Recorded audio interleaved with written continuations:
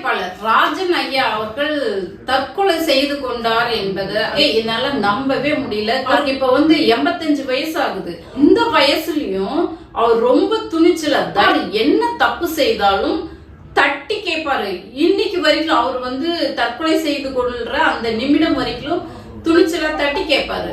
அது நம்பர் 1 ஹீரோவாக இருந்தாலும் சரி, பெரிய ப்ரொடியூசர்ஸா இருந்தாலும் சரி, அல்லது அரசியல் சார்ந்த அந்த நிகழ்வுகள் குறித்து அவர் பேசியிருக்காரு. நடுநிலையா, நேர்மையானவரா, உண்மையாக அவர் இருந்திருக்காரு. அதனால இவ்வளோ பெரிய, அதாவது திருட்டு விசிடி பிரச்சனைலாம் அவரே நின்று அதை ஒழிக்கிறதுக்காக வேண்டி சிறைக்கெல்லாம் கூட போயிருக்காரு. அவ்வளோ தூரம் போராட்டம் நடத்தியிருக்காரு. அதே சமயம் இந்த ப்ரொடியூசர்ஸ் சைடுலாம் யார் எந்த படத்துக்கு என்ன பிரச்சனை வந்தாலும் நின்று போய் அவங்க கேட்காததுக்கு முன்னாடியே கூட வாலண்டரியா போய் அந்த பிரச்சனை என்ன ஏதுன்னு பார்த்து அதுக்கு சால்வ் பண்ணி கொடுக்கக்கூடியவர். அந்த அளவுக்கு ஒரு துணிச்சல் மிக்க ஒரு நேர்மையான போர் வீரர்.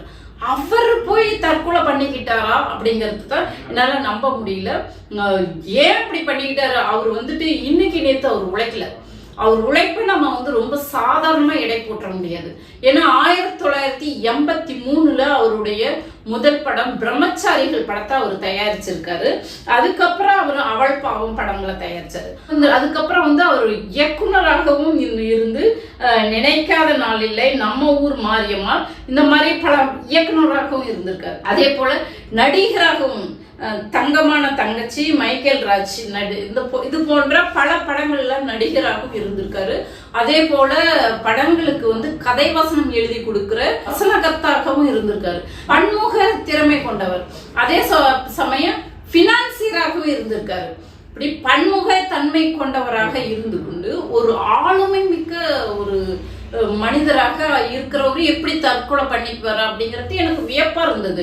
ரெண்டாவது இவர் ஒரு ஏழை தாய், கைம்பெண்ணாக இருந்த அப்பா இல்லாம ஒரு ஏழை தாய், அவங்க மிக மிக ஒரு வறுமை கோட்டுக்கு கீழே இருக்கிற அந்த குடும்பத்துல இருந்து வந்தவர். இன்னைக்கு இவ்வளோ பெரிய அளவுக்கு மிகப்பெரிய ஒரு கோடீஸ்வர படம் தயாரிக்கிற அளவுக்கு உயர்ந்திருக்கிறாருன்னா அவ்வளவு உழைப்பு, நேர்மை, அர்ப்பணிப்பு. இது இல்லாம ஒரு மனிதனால இவ்வளவு உயரத்தை எட்ட முடியாது. அப்படிப்பட்டவர் அவருடைய பணம் 20 கோடி ரூபாய ப்ரொடியூசர்ஸ்ங்க வாங்கிக்கிட்டு 2 வருடமாக கொடுக்காம ஏமாத்துறாங்க. போன் கூட அட்டன் பண்ணல அப்படின்ற அந்த மன உளைச்சல் தாங்க முடியாம இருந்திருக்காரு. நேர்மையாக இந்த சமூகத்துக்கு ஒரு நல்லவங்களா இருக்கணும்னா அவர் கொடுக்க வேண்டிய பணத்தை கட்டாயம் திருப்பி கொடுத்தாலும் வாங்கின ப்ரொடியூசர்ஸ்